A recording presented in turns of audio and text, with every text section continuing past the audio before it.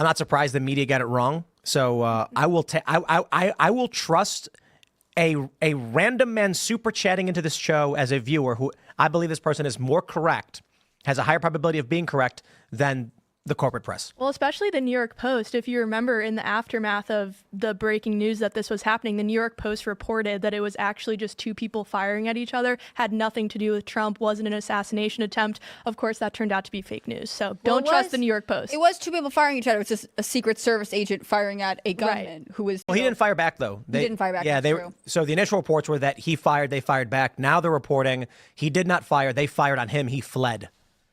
Crazy. Yeah. Now, a lot of people are ragging on the Secret Service. I want to praise and commend them.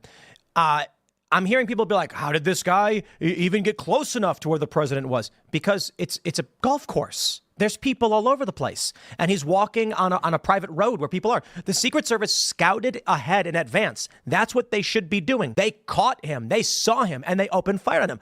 I mean, sounds like the Secret Service actually did their job. I don't want to say went above and beyond. Above and beyond would be they'd find him before he got to the perimeter, but doing their job is at scouting out in advance. Trump was 300 to 500 yards away with various shaped terrain blocking him. There was no line of sight at any point.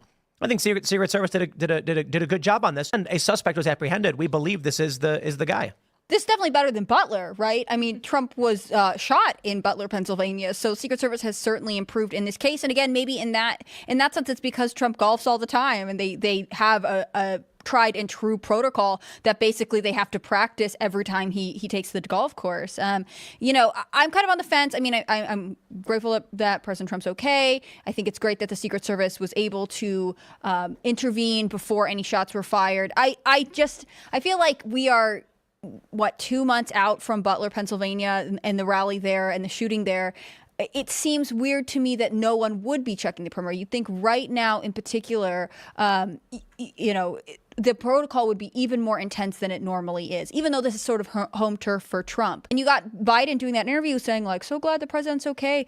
Secret Service needs more resources. I mean, is this really a resource question that even when security is supposed to be heightened right now during this election after the first assassination attempt, there's still not enough there to secure the president? There is so much here to break down. It's crazy.